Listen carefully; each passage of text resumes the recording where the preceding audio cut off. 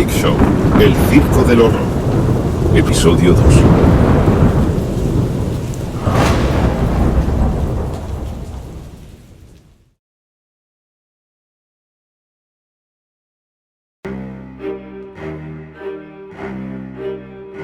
Los artistas, extrañados y preocupados, comenzaron a murmurar en voz baja y a especular sobre las determinadas pruebas a las que el profesor hacía mención. En cuestión de minutos, al ver el elevado salario que salía reflejado en el contrato, los murmullos empezaron a debilitarse y la preocupación pasó a un segundo plano, inundado por la exaltación provocada por las cifras del presente contrato, lo que evidenciaba la conformidad de la mayoría de los artistas. Al día siguiente, a primera hora, prácticamente toda la plantilla estaba haciendo cola frente a la caravana del profesor, con el contrato firmado en la mano y una sonrisa reflejada en el rostro de cada uno de ellos.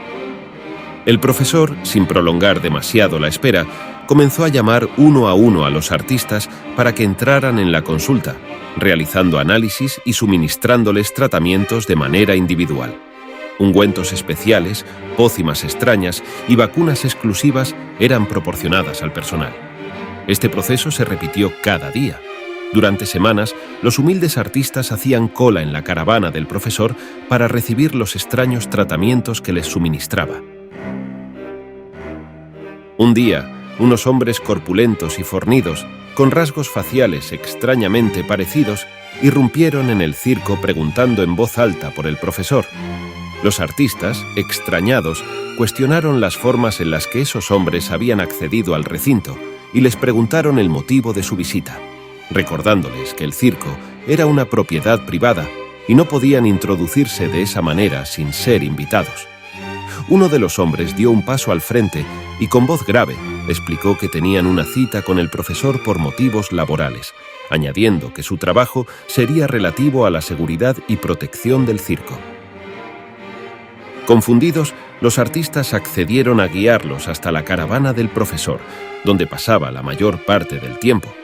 Al llegar y tocar un par de veces, el profesor abrió la puerta y, haciendo un gesto con la mano, les invitó a entrar, cerrando la puerta tras ellos.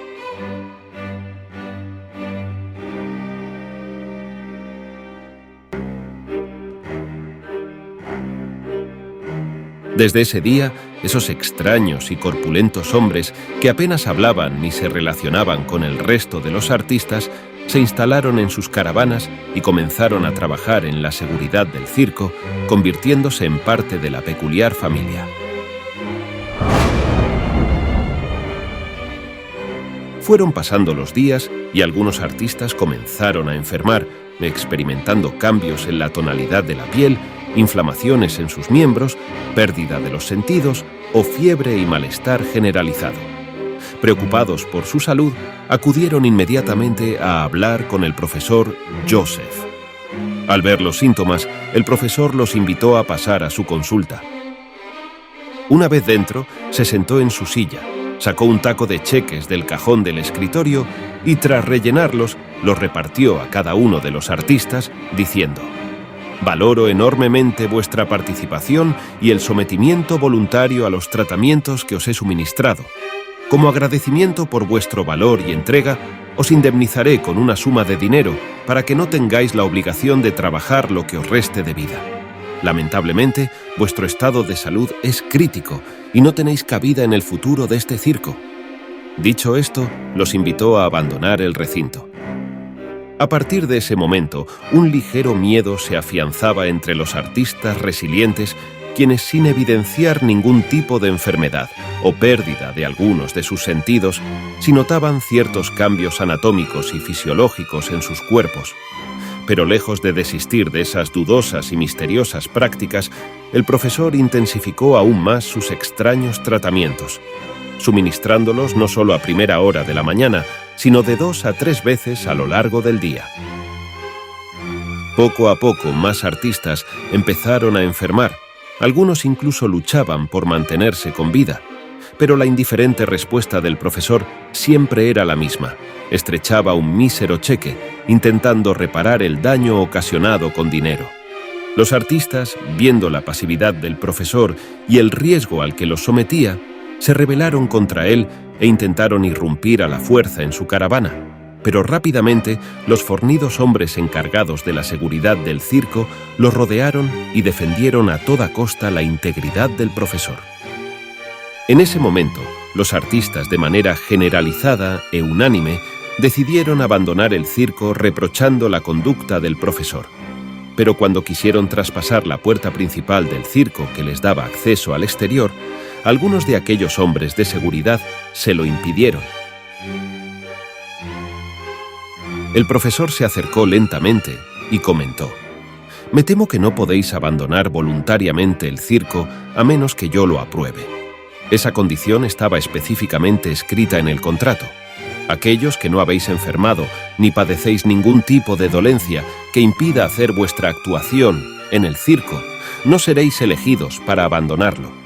En poco tiempo tenemos una gran actuación y no puedo arriesgar mi profesión de esta manera. Viendo vuestra conducta desagradecida hacia mi trabajo y el futuro de este circo, no me dejáis alternativa alguna a someteros a la fuerza al nuevo tratamiento». Dicho esto, el profesor ordenó a los hombres de seguridad que encerraran a los artistas en pequeñas jaulas dentro del circo. Los desdichados artistas intentaron rebelarse y, aunque lucharon valientemente, no lograron conquistar la libertad ante la fuerza abrumadora de aquellos hombres enormes y robustos que prácticamente sin esfuerzo los dominaron por completo. Los vulnerables artistas permanecieron encerrados durante días, hacinados en pequeñas jaulas colocadas en el interior de una de las carpas del circo. Pero lo peor sucedió cuando la retorcida y psicópata mente criminal del profesor los sometió a la tortura y experimentación, a lo que él denominaba el nuevo tratamiento. El ambiente del circo cambió rápidamente. Una sombra oscura invadió cada rincón, ahogando cualquier vestigio de libertad del pasado. Los artistas, tratados como animales salvajes, ya no solo recibían aquellos ungüentos especiales, pócimas extrañas y vacunas exclusivas, sino que también soportaban retorcidas prácticas quirúrgicas. Estas incluían la vivisección, la separación de tejidos y órganos en vivo, la osteotomía y disección, amputaciones y experimentos para inducir mutaciones genéticas, entre otras atrocidades que escapaban al raciocinio y la moral humana. Gritos y alaridos resonaban desde el exterior del circo y el eco de los llantos retumbaba en las noches entre las vastas montañas. Con el tiempo, los artistas perdieron toda habilidad humana. Parecían carecer de pensamientos, habían perdido la capacidad del habla e incluso se comportaban como animales salvajes, guiados por el más absoluto instinto. Sus cuerpos, completamente transformados, evidenciaban la tortura a la que habían sido sometidos. Las miradas perdidas en el vacío borraban las sonrisas que alguna vez se dibujaron en sus rostros, y en sus almas se oscurecía la poca luz que emanaba de la felicidad del pasado. Apenas quedaban restos de la esencia de lo que alguna vez fueron. Ahora eran simples criaturas, seres vivientes sin conciencia.